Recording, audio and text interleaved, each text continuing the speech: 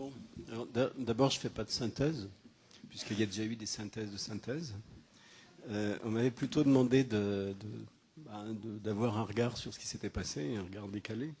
Je veux dire que j'ai fait l'effort de lire l'ensemble du classeur dans lequel se trouvent les 13 fois X contributions sur différentes questions d'individualisation. Donc ce que je vais raconter, c'est à partir de là, puis à partir de ce que j'ai entendu aujourd'hui. Évidemment, c'est embêtant comme exercice parce qu'il y a des tas de gens qui disent ce qu'on aurait eu envie de dire. Donc, peut-être un premier point en situant l'individualisation par rapport aux questions de la formation professionnelle aujourd'hui. Un deuxième, c'est une série de questions comme ça qui me sont venues, et notamment autour de l'activité et des apprentissages, qui sont peut-être un peu plus ma spécialité. Et puis, en me posant une question de didactique professionnelle, c'est-à-dire est-ce qu'il y a quelque chose qui organiserait la conception des dispositifs ? Et je ne suis pas sûr d'avoir trouvé une réponse. Et puis quelques perspectives. Alors, la première chose qui me frappe, c'est que je me demande toujours, j'aime pas les philosophies où il y a un sens de l'histoire. C'est-à-dire, ce qui me chiffonne un petit peu quand on lit et quand on entend les discussions, et ça a été mis en évidence dans le public notamment, c'est que quand on écoute les choses, on se dit l'individualisation, c'est bon. Deuxièmement, l'individualisation, elle est conçue à partir de têtes de Turcs. Et d'une tête de Turc qui serait l'autre système, la formation traditionnelle, la formation classique, les systèmes classiques, enfin, etc. Alors que quand on regarde ce qui n'est pas individualisé, on s'aperçoit qu'on a une extraordinaire diversité, une très grande variété de dispositifs, et que, à ce titre-là, ce qui relèverait de l'individualisation n'est pas si spécifique que ça. Deuxième question, l'individualisation, c'est un peu comme le FOAD, c'est toujours présenté comme du nouveau par rapport à ceux qui feraient des choses ringardes et anciennes. Et il y a une autre tête de Turc qui apparaît généralement, et je remercie beaucoup Gilbert Renaud d'avoir dit ce qu'il disait tout à l'heure. Alors une tête de Turc que je vais définir comme ça, c'est le formateur, les pratiques pédagogiques, le pédago, le didactique, le pédagogique, qui évidemment seraient les derniers lieux de résistance à toute tentative d'individualisation. Alors, ce qui est assez rigolo quand on lit les textes et qu'on écoute les professionnels, quand on a l'occasion de le faire, c'est que généralement les managers, les cadres sont beaucoup plus à l'aise pour en parler que les formateurs eux-mêmes, ce qui signifie probablement que c'est plus difficile pour les uns que pour les autres. En tous les cas, c'est une hypothèse que je fais et que je soumets à l'Assemblée, en sachant que je ne suis pas spécialiste de l'individualisation, mais que j'essaie de m'intéresser au travail des gens. Donc ça, c'est quand même un certain nombre d'éléments qui méritent, à mon avis, d'être pensés. Je crois que l'individualisation et une partie des questions qui se sont posées aujourd'hui, on aurait pu les poser exactement de la même manière si on avait parlé de la FOAD, des formations par alternance, des dispositifs de formation, de l'ingénierie de formation, à savoir, au fond, qu'est-ce qu'on fait, quelles questions on doit se poser, qu'est-ce qu'on doit faire le lundi matin, quand on doit concevoir un dispositif de formation, des parcours de formation, ou quand on doit se lancer dans une analyse de situation pour comprendre comment justement on concevra des dispositifs. Il me semble qu'une grande partie des questions ne sont pas spécifiques à l'individualisation, mais sont spécifiques à toute conception de parcours ou de dispositif. Et de ce point de vue-là, je pense que s'il y avait une suite ou un complément à cette journée, ça vaudrait le coup d'essayer d'identifier les questions qui seraient absolument spécifiques à l'individualisation, si tant est qu'il y ait des questions qui soient spécifiques de ce point de vue-là. Donc, je crois qu'on doit, enfin, il me semble que l'univers dans lequel on agit, qui est l'univers de la formation professionnelle, de l'emploi, de l'information, de l'orientation, etc., est un univers un peu particulier, qui sécrète lui-même ses propres questions, qui sécrète ses mots, qui sécrète parfois ses concepts ou ses pseudo-concepts, et que des fois ça nous embarrasse beaucoup plus pour agir, et qu'il faut parfois s'en débarrasser, ou au moins les analyser, avant de pouvoir agir correctement. Et il me semble que, de ce point de vue-là, l'individualisation, et je pense que ça pourrait être la contribution de cette journée, et peut-être d'un prolongement de ces journées, une des questions peut-être essentielles, c'est-à-dire comment on ne s'embarrasse pas d'un certain nombre de notions ou de mots ou d'obligations qui parcourent notre univers et qui nourrissent nos débats sans aucun doute et nos discussions et nos dissensions, mais qui ne sont peut-être pas tous les jours aussi nécessaires qu'on le croit. Donc on n'est pas spécifique à ça. Il y a des gens en philosophie qui ont dit que la philosophie avait eu l'art de se créer des problèmes qu'elle était seule à se poser et qui passaient des siècles à essayer d'y répondre en passant à côté des questions qui pouvaient préoccuper d'autres personnes. Mais je crois que c'est un petit peu la même chose pour ce qui concerne notre univers de la formation continue. Bon, y a peut-être une autre idée que je me posais, et qui concerne le processus de production. J'ai l'occasion de travailler avec des acteurs extrêmement différents, et ce qui me paraît manquer, c'est une connaissance que nous aurions, enfin je crois que Jean Cupérol a dit des choses importantes, c'est qu'on parle de tous ces éléments-là, de toute l'individualisation, sans très bien savoir ce qui se fait, ce qui existe. On a peu d'études qui mettraient en évidence des réussites ou des échecs, et surtout les réussites ou les échecs et leurs conditions. Qu'est-ce qui fait qu'à certains endroits ça a fonctionné? Qu'est-ce qui fait qu'à certains endroits ça fonctionne moins? Quelles conditions ont été mises en place? En quoi, à un moment donné, on a comparé la mise en place d'un élément individualisé dans un dispositif à un autre élément qui ne serait pas individualisé, en regardant au fond quels effets ça a produit. Je crois qu'on manque d'évaluation ou de travaux de recherche sur ces dimensions-là. Puis deuxième point, c'est la chaîne de production. Je crois qu'on repère pour l'individualisation, comme dans d'autres cas, des sortes d'oppositions qui sont probablement des oppositions un peu faciles. Par exemple, c'est vrai qu'on a fini en disant que les conseils régionaux imposent de l'individualisation. Mais les gens qui travaillent dans les conseils régionaux eux-mêmes sont victimes du discours qui est tenu. C'est-à-dire, puisqu'ils entendent parler de l'individualisation, et puis que les pédagogues, de leur côté, et un certain nombre de chercheurs ou de gens qui écrivent sur l'individualisation disent que ce serait meilleur que les autres systèmes. Les gens qui sont dans les conseils régionaux sont formés dans des masters, lisent des livres et finalement incorporent des concepts et des injonctions qu'ils répercutent ensuite dans leur propre cahier des charges. On sait aussi qu'il y a peu de lieux de négociation entre les financeurs et commanditaires et ceux qui réalisent la formation. Or, peut-être ce qu'il y aurait à penser, c'est comment, et à examiner, c'est comment un dispositif dit individualisé est conçu à un moment donné, commandité, puis financé, puis réalisé par un organisme de formation, puis réalisé par les formateurs eux-mêmes et vécu par des personnes.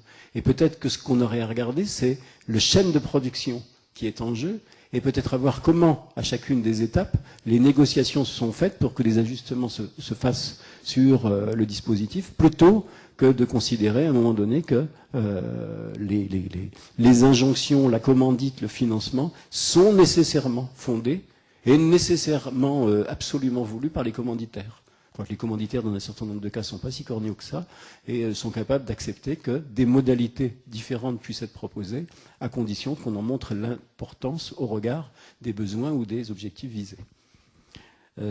Alors, je voudrais dire, j'ai oublié de le dire tout à l'heure, peut-être je suis un peu sévère avec nous-mêmes ou avec un certain nombre de choses, mais il me semble qu'il y a une espèce de rapprochement auquel il faut qu'on fasse attention entre, d'une part, ce que je disais, les théoriciens de l'individualisation, comme il y aurait les théoriciens de la FOAD, ou les théoriciens de l'analyse du travail, puisqu'il y en a quelques-uns qui auraient tendance à faire dire que c'est la seule bonne chose qui vaille et qu'il faut l'imposer partout. Et puis d'un autre côté, des tendances sociales qui auraient peut-être l'envie de dire qu'il faut individualiser les formations, comme on donne plus de choix pour choisir ses yaourts dans l'hypermarché, comme le disait tout à l'heure Jean Besançon. Donc, comment se fait-il qu'à un moment donné, on ait une espèce de convergence entre des éléments théoriques et des éléments conceptuels qui surviennent, des tendances de ce que serait une bonne éducation, une bonne formation, qui convergeraient avec des tendances sociales et bon, une fois que ces convergences se sont faites, on se retrouve aussi avec d'autres systèmes où on aurait des tendances sociales qui seraient estimées dangereuses par ceux-là même qui auraient en même temps des intentions et des croyances sur le même objet, mais qui seraient positifs pour les individus. Et il me semble qu'à propos de l'individualisation, on a des formateurs, on a des concepteurs de dispositifs qui ont des intentions pédagogiques extrêmement généreuses, ou des intentions sociales pour les individus extrêmement généreuses, et en même temps une critique de l'usage qui serait fait par des institutions ou une société donnée à propos de l'usage de l'individualisation. Je ne sais pas si je me fais comprendre, mais je répondrai à la question si ça n'a pas été suffisamment clair. Il y a un autre point qui est frappant, c'est qu'on ne distingue jamais le fait que dans un parcours de formation, comme dans un dispositif de formation, il est bien rare qu'il n'y ait pas des parties qui soient plus ou moins individualisées, puis des parties qui soient plus ou moins collectives, et qui me semble, quand on regarde des dispositifs de formation, c'est un petit peu ce qu'on repère. Ce n'est pas un tout. Je ne crois pas qu'il existe beaucoup de dispositifs où tout est individualisé. Mais la question qui se pose, c'est à quel moment, éventuellement, on va introduire des parties dans lesquelles des gens seront soit tout seuls, soit avec quel type d'aide, etc. Ce qui repose toujours la même question que j'avais posée à Toulouse sur un colloque sur l'auto-formation, qui est au fond ramener perpétuellement la question, au fond, qu'est-ce qu'on veut viser? Et qu'est-ce que des gens, à un moment donné, dans des dispositifs comme ça, ont à apprendre, ou qu'est-ce qu'ils ont à transformer pour quel usage?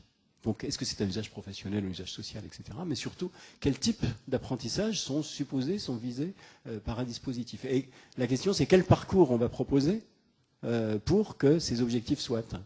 Et après, la question, et là où on est en déficit, à mon avis, c'est qu'on ne sait toujours pas très clairement quelles sont les configurations de parcours qui produisent exactement tel effet. Et probablement, on a des sacrées différences quand on vise le développement de compétences professionnelles dans tel secteur, le développement de compétences professionnelles dans un autre, l'apprentissage de connaissances générales, apprendre à lire, c'est pas pareil qu'apprendre à écrire, on en a parlé tout à l'heure, etc. Donc il me semble qu'il n'y a pas non plus un seul modèle, il y a bien des modèles en fonction de ce qui doit être appris, des catégories de choses qui doivent être apprises, etc. Bon, il y a des questions étranges dans l'individualisation. Pour moi, c'est par exemple la question de l'autonomie. On n'arrive pas, moi, j'arrive pas toujours à savoir, de même que l'individualisation comme une espèce de processus qui amènerait les personnes à s'individuer. On n'arrive pas à savoir si l'autonomie est une condition de base, si c'est une condition à construire ou si c'est un but. Et il me semble que ça vaut le coup, là aussi, de distinguer les choses. Et je pense que par rapport au texte, j'aurais bien aimé que ces choses-là soient distinguées. Parce que ça amène une chose importante. Ça amène l'individualisation apparaît, tel que c'est écrit dans les documents, hein, ce qui était dit, apparaît comme quelque chose qui demande plus d'efforts. Ça demande plus d'efforts aux personnes qui sont engagées dans un apprentissage ou dans un dispositif. Et ça semble demander plus d'efforts à ceux qui sont directement en relation avec eux, à savoir les formateurs. Probablement aussi plus d'efforts à ceux qui conçoivent les dispositifs ou qui le managent, puisqu'on en a parlé récemment. Alors, il n'est pas sûr, ça dépend de quelle conception de l'activité humaine on a. Soit on a une conception de l'activité humaine dans laquelle on pense que les individus sont prêts à faire beaucoup d'efforts, à investir beaucoup d'eux-mêmes, à accepter de travailler plus et plus longtemps, à être beaucoup plus attentifs aux personnes quand il y en a 10 qui font les choses différentes plutôt que 10 la même chose. Ou alors on a une conception plus modeste en se disant qu'au fond, pour ceux qui travaillent, ben, ma foi, le mieux c'est quand même d'essayer d'arriver à tirer son épingle du jeu, puis le soir d'obtenir quelques satisfactions, mais aussi d'avoir un petit peu sauvegardé son économie personnelle. Et pour les individus, il me semble quand même que quand les gens entrent dans les dispositifs, ils ne sont pas toujours nécessairement prêts à devenir totalement autonomes.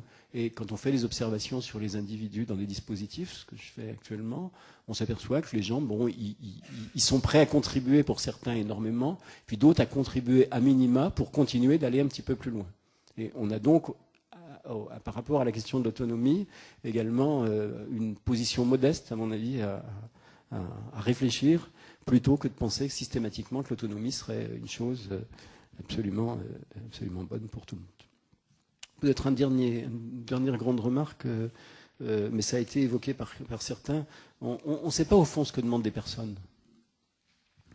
Il n'est pas sûr qu'on ait là aussi des études un peu systématiques et des travaux un peu systématiques sur ce que les personnes vivent quand elles entrent dans des dispositifs dits individualisés.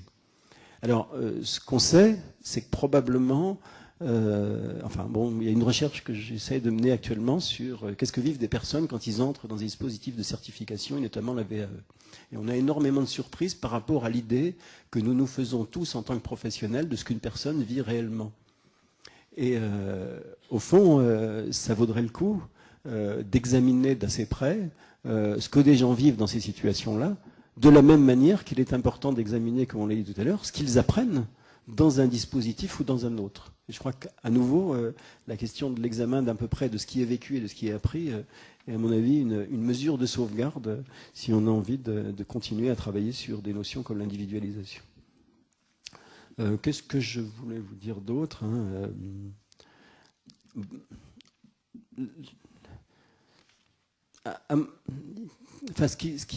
c'est vrai que vu la position que j'ai par rapport à l'ingénierie de la formation et puis à l'analyse de l'activité. D'abord, je serais assez en désaccord avec l'idée que dans un dispositif, tout se constitue avant, comme quelqu'un l'a énoncé. À mon avis, l'ingénierie de la formation, c'est précisément de construire l'avant. C'est aussi d'être dans l'avant et pas simplement d'intervenir exclusivement une fois que l'avant a été préparé.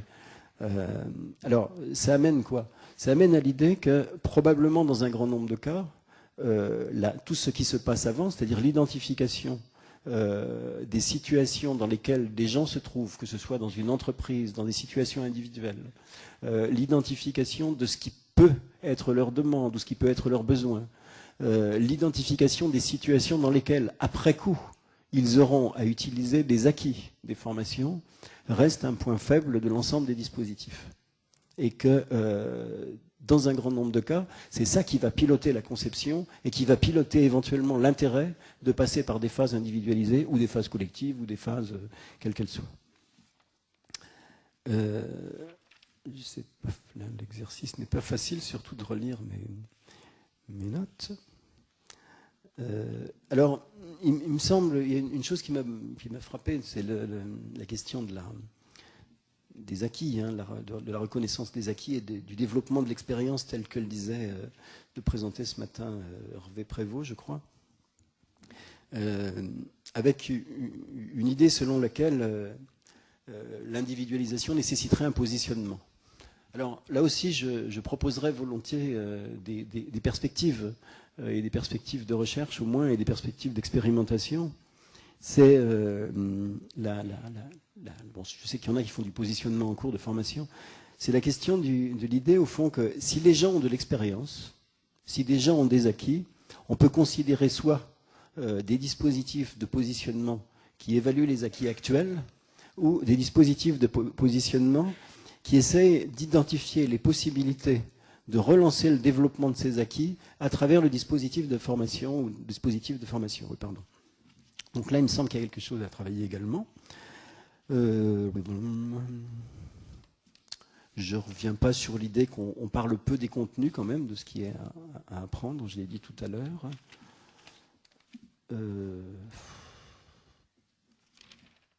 Peut-être une question sur la... Je crois qu'il est important de reprendre l'idée de Philippe Carré, hein, sur les milieux d'apprentissage. Hein. Au fond, peut-être le concept organisateur de la conception des dispositifs, c'est quelle est la situation ou le parcours ou le milieu ou l'ensemble des situations et des milieux qui vont être potentiels d'apprentissage pour des catégories d'individus. Donc comment on crée des milieux d'apprentissage en dehors de toute idéologie particulière qui dirait que c'est plutôt avec un, plutôt avec deux, plutôt en groupe, plutôt par socio-constructivisme, plutôt par transmission, etc. La question, c'est de se dire quel est le milieu d'apprentissage et quels sont les milieux d'apprentissage les plus favorables à l'engagement dans l'apprentissage et à l'apprentissage. Et ça, je pense que c'est peut-être ce qui permet, d'organiser l'ensemble des réflexions avant et pendant la conception du dispositif, et puis probablement, à mon point de vue, ce qui permet de répondre à la question du lundi matin. Parce que la question du lundi matin, quand il est question des milieux d'apprentissage, elle concerne l'ensemble des acteurs, et elle concerne l'ensemble des acteurs pour chacun de leurs points de vue. Puis dernier point... Peut-être sur les formateurs, je crois que Gilbert Renaud a très bien dit les choses, donc je ne vais pas en dire grand-chose.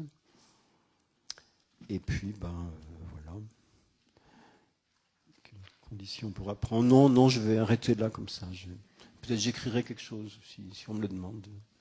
C'était pas très facile de reprendre un certain nombre de points. Mais vraiment, si je tiens à quelque chose, mais sans doute c'est trop personnel, mais c'est l'idée que nous formons un monde et que nous coopérons et que nous contribuons à créer un monde, et un monde spécifique qui est celui de la formation professionnelle, de l'orientation, de l'information, de l'emploi, et que ce monde-là, il est plein de mots, il est plein d'idées toutes faites.